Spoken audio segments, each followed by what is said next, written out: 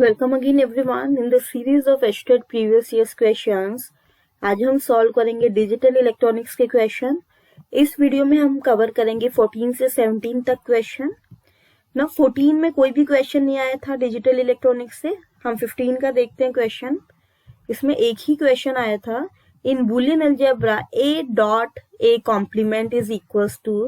ना देखो, डॉट का मतलब होता है एंड ऑपरेटर, जो आपका लॉजिक गेट्स हम करते हैं उसमें जो एंड होता है सेम होता है डॉट ए कॉम्प्लीमेंट। बहुत सिंपल है।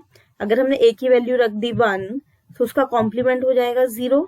नेगेशन होता है कॉम्प्लीमेंट का मतलब। सो 1 and 0 will be 0। Same way अगर आप ए को 0 पुट करोगे उसका कॉम्प्लीमेंट हो जाएगा 1।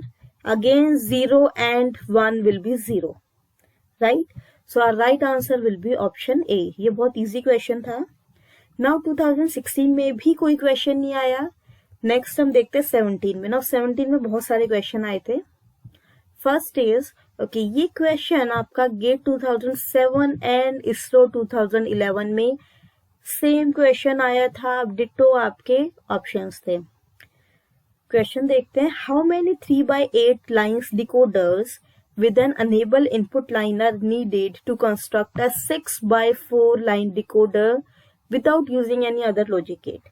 Now basically हमें करना क्या है, 6x64 का बनाना है। इस डिकोडर को बनाने के लिए हमें गिवन किया है 3x8 का डिकोडर। 3x8 वाला यूज करके 6x64 बनाना है। नाउ देखो 6x64 जो हमें बनाना है उसमें आउटपुट लाइंस कितनी है 64, बट जो हमारे पास अवेलेबल है डिकोडर उसमें आउटपुट लाइंस है 8। सो 64 डिवाइड बाय 8, हमें कितने और चाहिए 8। So we will need 8 decoders of 3x8 to construct a 6x64 line decoder. Now देखो, जो ये 8 डिकोडर्स हमें चाहिए ये 64 वाला आउटपुट लाइंस बनाने के लिए, इन 8 डिकोडर्स को चूज करने के लिए भी हमें एक और डिकोडर लेना पड़ेगा। तो टोटल हमारे कितने हो जाएंगे 9 decoder. So we will need 9 3x8 decoders to construct a 6x64 line decoder. So our right answer will be option C. Next is, considering equal processing time for each segment, speed up S achieved by a k segment instruction pipeline operating on a straight sequence of n instructions is given by। just pause the video, पूरे question को आप read कर लो, बहुत simple question है। Basically अगर हम pipelining use करते हैं तो पाइपलाइन यूज करने के बाद जो हमारा स्पीड अप होता है उसका फॉर्मूला क्या है। बहुत स्ट्रेट फॉरवर्ड क्वेश्चन है और इसका फॉर्मूला भी डायरेक्ट है, that is S equals to K into N divide by K plus N minus 1। So ये फॉर्मूला हमें याद रखना है, डायरेक्ट क्वेश्चन था ये। Next is, now this is very interesting question. Let Boolean operation star is defined as A star B equals to A plus B complement।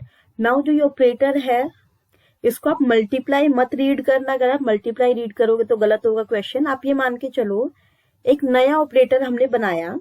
ये operator क्या करता है, first operand plus second operand का complement. Okay, ये इसकी working है, ये हमें गिवन है। If m equals to A star B, then value of m star B is। बहुत सिंपल क्वेश्चन है, सारी वैल्यूज हम 1 बाय 1 पुट करके देखते हैं। देखो हमें वैल्यू किसकी फाइंड आउट करनी है, m स्टार B की। ओके, m स्टार B की वैल्यू फाइंड आउट करनी है। नाउ क्वेश्चन में हमें m दे रखा है कि m equals to A star B, ये क्वेश्चन में गिवन है, इसको हम सिर्फ इसमें पुट कर रहे हैं। m की जगह हमने पुट कर दिया A स्टार B और ये स्टार भी हमने एज इट इज ले लिया। ठीक है, अभी तक कुछ नहीं किया।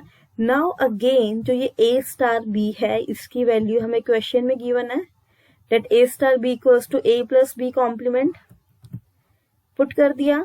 अगेन कुछ नहीं किया। नाउ इसको हम कैसे सॉल्व करते हैं। ना देखो, जो स्टार है ये आपका ऑपरेटर है। अभी मैंने बताया ऑपरेटर कैसे वर्क करता है। फर्स्ट ऑपरेंड आपका एज इट इज आएगा। नाउ जो ये ब्रैकेट में है A प्लस B कॉम्प्लीमेंट, उसका फर्स्ट ऑपरेंड मान लो।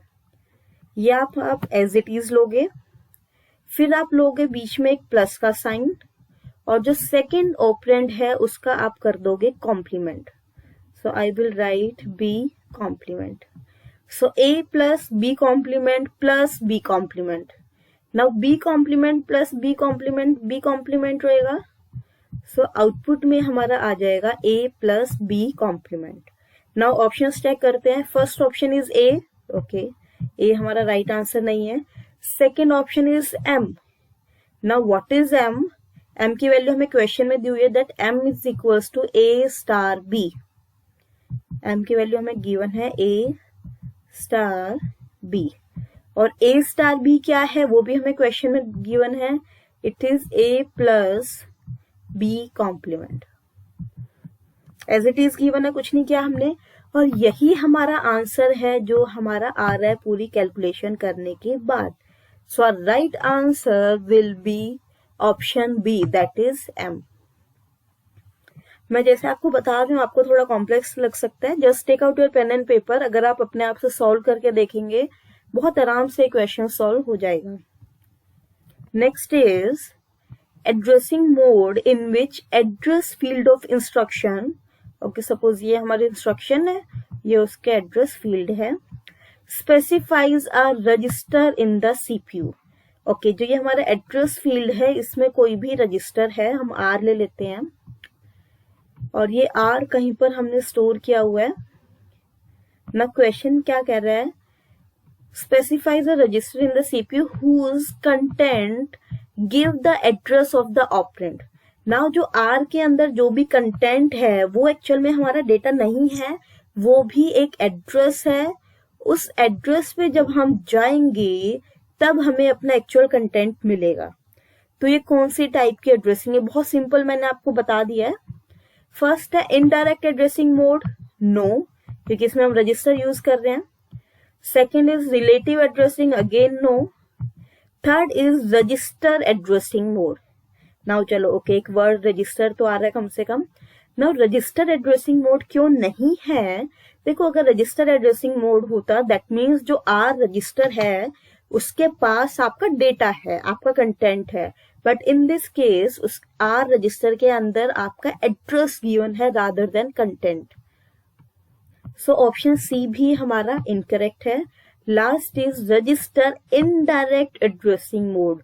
Now this is a right answer.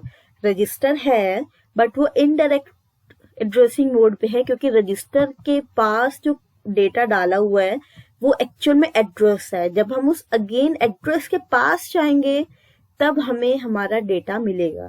So right answer is option D, register indirect addressing mode. Next is which of the following is not a tautology. Now tautology होती है जिसमें हमेशा आपको output में 1 मिलता है. 1 और यू कैन से ट्रू, अगर हम ट्रू फॉल्स की बात कर रहे हैं. So true. First is P union negation of P. Okay, first of all जो ये वी बना होता है दिस इज योर यूनियन, और ऑपरेटर, आप और भी बोल सकते हो इसको, यूनियन भी ले सकते हो, एक ही बात है. जो आपका ये इन्वर्टेड वी बना होता है दिस इज योर एंड समझ लो इसको, या इंटरसेक्शन समझ लो, whatever you want to take it. Okay, so ये आपकी बेसिक अंडरस्टैंडिंग के लिए मैं बता रही हूँ. अगर आप इनको ऐसे समझ के करोगे तो बहुत ईजी हो जाएगा.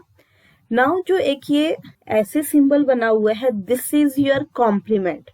आप इसको कॉम्प्लीमेंट भी समझ सकते हो और नेगेशन भी समझ सकते हो. ठीक है, ये इसकी सिंबल्स हैं. नाउ देखो, फर्स्ट हमें गिवन है पी और negation of P. So I can write it as P और पी कॉम्प्लीमेंट. अभी मैंने बताया ये सब. सो पी और पी कॉम्प्लीमेंट क्या होगा हमारा? इट विल ऑलवेज बी 1, क्योंकि अगर P 0 है तो P कॉम्प्लीमेंट 1 हो जाएगा, P 1 है तो P कॉम्प्लीमेंट 0 हो जाएगा. दोनों केस में और ऑपरेटर है, और का मतलब है कहीं भी अगर 1 आता है then your output will be 1. So in option A हमेशा आपको आउटपुट में 1 मिलेगा. So this is a tautology. Okay, next is P and Q implies, ये जो एरो बना हुआ है इसको हम रीड करते हैं implies P. नाउ सी, इसमें एक और फॉर्मूला मैं आपको बताती हूँ. x implies y, इसके लिए एक फॉर्मूला जो आपको याद रखना है, it is negation of x और you can say complement of x union y. अगर ये एरो हटाना है इसके लिए हमें क्या करना पड़ेगा, फर्स्ट जो भी हमारी टर्म है उसका कॉम्प्लीमेंट या फिर नेगेशन और सेकंड टर्म. ठीक है. सो नाउ देखो p एंड q ये हमारी बनेगी फर्स्ट टर्म एरो और इम्प्लाइज सेकंड टर्म. सो हम क्या करते हैं, negation of first term. Okay, first term is p and q, इसका नेगेशन का मतलब है इसका कॉम्प्लीमेंट.